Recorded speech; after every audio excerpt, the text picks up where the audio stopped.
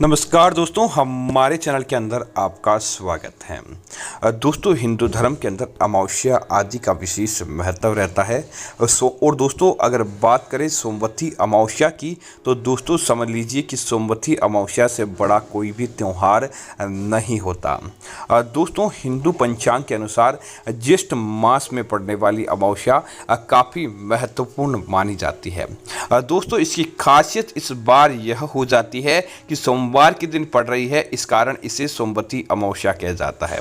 दोस्तों, इस दिन किया गया व्रत, पूजा पाठ, स्नान आदि इत्यादि का फल अक्षय होता है।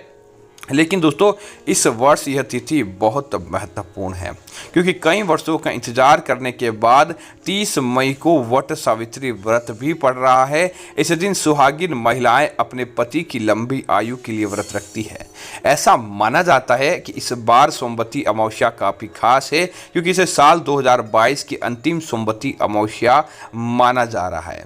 इसके साथ ही इस दिन स्वार्थ सिद्ध योग और सुकर्मा योग भी बन रहा है।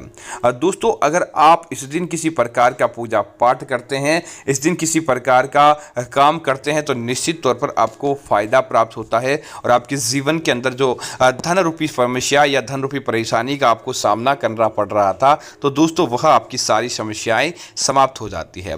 तो दोस्तों, बात करते हैं कि आखिर आपको इस दिन क्या करना है। एक स्वास्थ्य का उपाय बताएंगे, जिसे अगर आप कर लेते हैं, निश्चित तौर पर आपके जीवन के अंदर अन्न धन के भंडार भर जाते हैं। दोस्तों, आप क्या करें, इस बार सोमवती अमावस्या के दिन सुबह जल्दी उठें। और दोस्तों, सोमवार का दिन है, तो दोस्तों आपको भगवान भोलेनाथ को इस दिन प्रसन्न करना ही होगा। तो आप आपके आसपास कहीं भी भोलेनाथ का मंदिर है, तो भोलेनाथ के मंदिर में आप लेकर जाएं। और भोलेनाथ के मंदिर में जाते समय आपको अपने साथ एक चंदन जरूर लेकर जाना चाहिए। दोस्तों, आप चंदन की पुड़िया लेकर जाएं या चंदन की लकड़ी लेकर जाएं, आप कुछ भी हो, आप भोलेनाथ के मंदिर में वह सामग्री जरूर लेकर जाएं। और साथ ही साथ दोस्तों, आपको 5 पीले केले भी जरूर लेकर जाना है। दोस्तों, केलों के माध्यम से आपको सांसारिक सुखों की प्राप्ति होगी, धन की प्राप्ति होगी। तो दोस्तों, स्वास्थ्य के माध्यम से आपको क्या होता है कि आपके जीवन के अंदर बुरे विकार, दुर्घटना, भय, राशि के अंदर परिवर्तन, किसी प्रकार का दुर्भाग्य, वह सारी चीजें स्वास्थ्य के माध्यम से आपके जीवन के अंदर दूर देखने को मिलती है। तब आप इन चीजों को लेकर जाएं और उसके बाद भोलेनाथ के मंदिर में बैठकर भोलेनाथ से आप क्षमा प्रार्थना करने के बाद आप भोलेनाथ से अन्न धन की प्रार्थना करें। ओम नमः शिवाय इस मंत्र का जाप करते हुए आप भोलेनाथ को 7 बार जल अर्पित करें और 7 बार ही आपकी मनोकामनाएं भगवान भोलेनाथ से बोल दें। उसके बाद दोस्तों, जो भोलेनाथ को बेलपत्र चढ़ाया जाता है, आपको भोलेनाथ को चढ़ाया गया बेलपत्र अपने घर लेकर आने हैं, और वह भी संख्या के अंदर 7 बेलपत्र ही आपको लेकर आना है।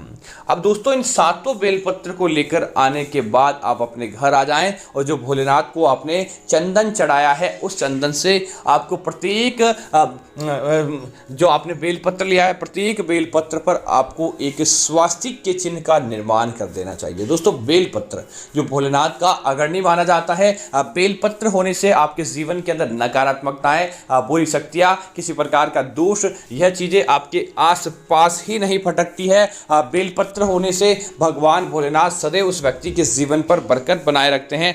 बेलपत्र होने से उस व्यक्ति के जीवन के अंदर कभी भी कंगाली देखने को नहीं मिलती है। तब आप बेलपत्र लेकर आ जाएं और उन बेलपत्रों के ऊपर भोलेनाथ को चढ़ाए जाने वाले चंदन से ही आपको एक स्वास्तिक का चिन्ह बना देना चाहिए। ऐसे करके आपको उन 5 या 7, जो आप 5 लेकर आए तो 5 बेलपत्र, या 7 बेलपत्र लेकर आए तो 7 बेलपत्र पर आपको एक स्वास्तिक का चिन्ह बना देना चाहिए। अब दोस्तों, आप क्या करें, उन स्वास्तिक को लेकर आप अपने घर के मुख्य द्वार पर एक लाल धागे या लाल कलावे के माध्यम से आप अपने घर के मुख्य द्वार पर सोमवती अमावस्या के दिन बंदरवार बना दें। दोस्तों, जिससे क्या होगा कि सोमवती अमावस्या, दोस्तों अमावस्या है तो आप समझ लीजिए भगवान विष्णु और माता लक्ष्मी का धरती पर भ्रमण होना निश्चित होता है। और जब धरती पर भ्रमण होता है, तो दोस्तों आपके जीवन के अंदर किसी प्रकार की कोई समस्याएं नहीं आती। तब आप एक काम कीजिए कि आप उन बेलपत्रों को लेकर आप अपने घर के आसपास एक चक्कर लगा दें, और एक चक्कर लगाने के बाद आप उन बेलपत्र को आपके आसपास कोई भी खाली जगह है, खाली जगह पर आप लेकर जाएं और खाली जगह पर जाकर आप एक लोटा जल भर के सूर्य देव के सामने इस सोमवती अमावस्या के दिन अर्पित कर दें।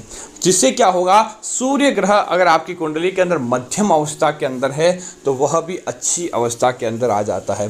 उसके बाद उन बेलपत्रों की आपने बंदरवार लगा दी, जिससे दोस्तों भगवान विष्णु और माता लक्ष्मी अब आपकी कुंडली के अंदर प्रवेश करेंगे तो आपको निश्चित तौर पर अच्छी से अच्छी चीज़ देखने को मिल जाएगी। आपको फायदा प्राप्त होगा, किसी प्रकार का दुर्भाग्य या किसी प्रकार की जो आपके जीवन के अंदर नकारात्मकता होती है वह देखने को नहीं मिलती है। और बेलपत्र दोस्तों आपके घर के मुख्य द्वार पर होते हैं तो हमेशा सारे धन के द्वार आपकी तरफ आकर्षित होते हैं, किसी प्रकार का दुर्भाग्य नहीं रहता और आपके जीवन के अंदर कंगाली देखने को नहीं मिलती है। अब दोस्तों उस बंदरवार को आगे आने वाली पूर्णिमा जो 15 दिन के बाद आती है, पूर्णिमा तक आपको वहीं पर उसे बंदरवार को लटकाए हुए रखना है, जिससे आपके घर के अंदर किसी प्रकार का कोई वास्तु दोष होता है, आपके घर के अंदर किसी प्रकार की कोई नकारात्मकता होती है, आपके जीवन के अंदर किसी प्रकार का दुख दारुण्य होता है तो दोस्तों वह वहीं पर जलकर समाप्त हो जाता है, वह आगे नहीं बढ़ पाता है। उसके साथ ही दोस्तों आप चाहते हैं आपके जीवन के अंदर धन लाभ प्राप्त हो तो दोस्तों इस अमावस्या के दिन आपको अपने घर की जो धन की तिजोरी होती है, धन की अलमारी होती है, वहाँ पर भी आपको एक स्वास्तिक का निर्माण जरूर कराना चाहिए। स्वास्तिक का निर्माण आपके घर की तिजोरी पर होने से धन आपकी कुंडली के अंदर, आपकी तिजोरी के अंदर बरकत करता है। धन अनेक काम में ऐसे ही खर्च नहीं होता बल्कि धन का फायदा देखने को मिलता है। दूसरा क्या होता है, इससे आपकी कुंडली के अंदर धन की संपदा बढ़ती जाती है।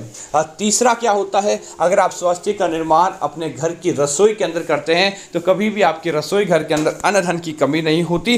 धन दिन दूनी रात चौगुनी गति से बढ़ता जाता है। धन के मामलों के अंदर आपको कभी भी पीछे मुड़कर देखने की आवश्यकता नहीं होती है।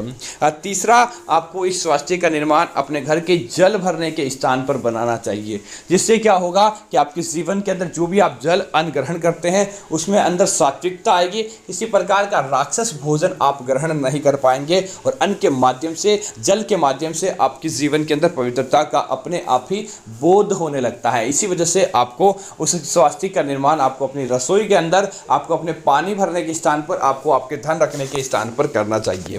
तो दोस्तों इसी तरह चौथे स्वास्थ्य का निर्माण आपको अपने घर के मुख्य द्वार पर, आपने बंदरवार लगाई है तो भी आपको चौथे स्वास्थ्य का निर्माण वहां पर करना चाहिए, ताकि जैसे ही आपके घर के आगे से देवी देवता प्रवेश करें तो वह आपके घर के अंदर रुक जाएं, आपके घर के अंदर उनका आगमन हो और बुरी शक्तियां आपके द्वार पर ही जलकर समाप्त हो जाती है। वह आपको इतना प्रभाव नहीं दे पाती है, वह आपको इतना ज़्यादा किसी प्रकार का कष्ट या संकट नहीं दे पाती है। तो आप इस अमावस्या को यह उपाय करके देखिए, निश्चित तौर पर आपको फायदा प्राप्त होगा, किसी प्रकार का आपके जीवन के अंदर हानि देखने को नहीं मिलती है। तो उम्मीद करता हूं जानकारी आपको अच्छी लगी होगी। ऐसी अन्य जानकारियों के लिए आप हमारे चैनल को सब्सक्राइब करें और साथ ही साथ वीडियो को लाइक और शेयर करना ना भूलें, ताकि ऐसी जानकारी आपको मिलती रहेगी। धन्यवाद मित्रों, जय श्री राम मित्रों।